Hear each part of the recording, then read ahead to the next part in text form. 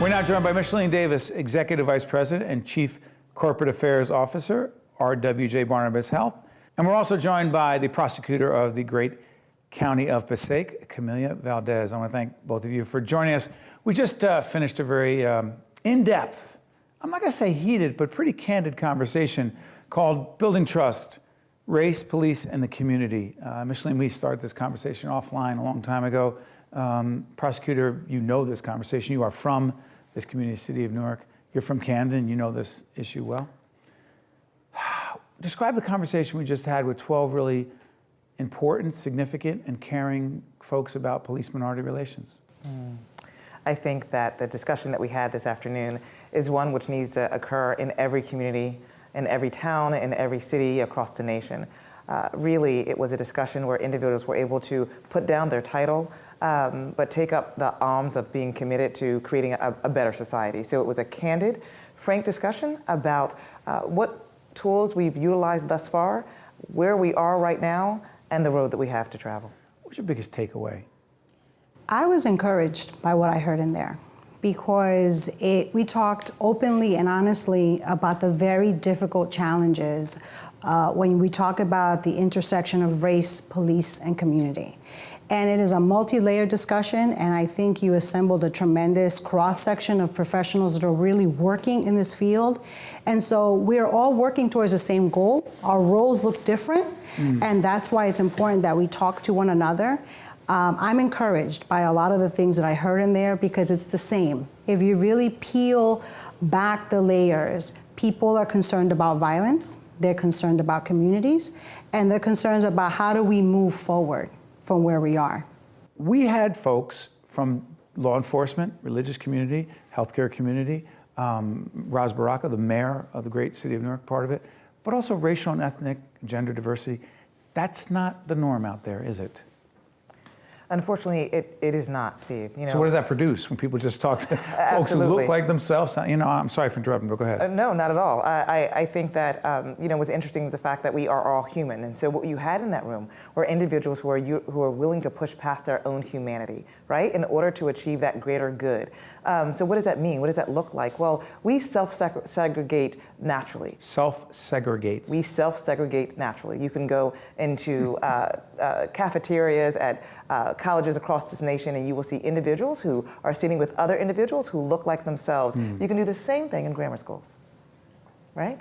So we have done this over time. We've fought about segregated housing areas. We've pushed back against redlining, and yet and still, there's a natural tendency simply to want to see someone who looks like you, to believe that they come from a background that identifies with yours in order to come together. What we heard in that room today is the fact that we've got to be bigger than that. We've got to be able to push past that and to really reduce the fear that separates us from being closer in proximity and relationship one with another. So well said, but Camelia, let me ask you this. The risk, I don't know if that's the right word, but having folks who are so different, with different points of view, different backgrounds, ethnicities, race, et cetera, et cetera. What happens when people really put it out there? It gets uncomfortable. It gets uncomfortable. It's hard. Policing is not for the weak-minded, the weak-spirited. It's not, because we're dealing with violence. We're dealing with social issues. We're dealing with misogyny. We're dealing with racism. We're dealing with death in many ways. And so I think everyone in that room, whether you come from a social work background, an activist background, a law enforcement background, we want the same things. I think the focus on not only individual biases, we've talked about unconscious bias, but from my perspective, talking about systems, policies, things that we can all work on together, bearing upon all of our experiences. And they're different. You know, treating violence as a public health issue. This is what Michellene talked about, Michellene talked about public health. We talked about communities. We talked about the value of, or devalue, depending on the situation, on African-American lives. And so it's uncomfortable. It's hard, you know, to be able to sit across from one another and say, look, this is what happens. This is the role of the media. This is the role of law enforcement. And to be able to take away how do we, given the enormity of the challenge, what do we do?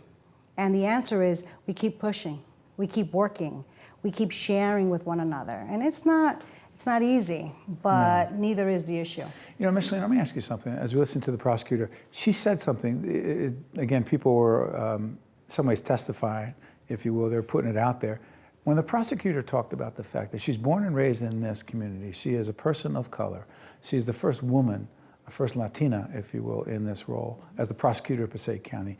She said in front of everyone, and again, you'll see this on PBS, FiOS, and other platforms, she said that when she's had to deal with certain cases, when in fact an African American is looking for justice at the hands of law enforcement community, and then you are looked at not as someone who is from that community, but as an outsider, one of them, someone in blue. Correct. I know I didn't even ask you this till now. What were you thinking? Because you've been friends for a long time. Full disclosure. Absolutely. And we talked a little bit about her coming on the show and doing this today. And really, I know her as a person, right? But I also know her as a member of that community, right? So I know this young woman. And one of the things we talked about was that if someone attempts to come at her, I'm going to have to get myself together, because I know, Steve, that any reaction that pushes her away, you know, cognitive dissonance is something that we all have the right to practice. We just simply should not, right? So the issue is that it all is a response of fear. It all comes from the place that, recall that even the Black Lives Matter movement what was talked about today, it is a response to an ill upon the land right now. This is not something that was just born out of itself. It is a response to feeling disenfranchised. It is a response to being saddened, to being hurt, to being harmed, and having no one stand up to say, stop doing this to them. Right? So when she enters a room and individuals automatically step back from her, right? They want to create a divide. Like she could never understand. Absolutely. You know, I wish that I could say that we chuckle about it, because we know that she's from Newark. We know that you know, we say all the time she's blacker than most, quite frankly, because of the fact that we know her background. But we also know and understand that A, they do not, and B, that they have the right to be concerned, because they're not operating in isolation. They're operating under the historical precedent that's been laid within this country, right? And so the grand news is that she comes to that situation not looking for a fight, but with a heart of compassionate management around the situation. It's so interesting. You said you didn't take it personally. It hurt, you wanted to cry. Full disclosure, you'll see it on the air. That's not a secret. Yes.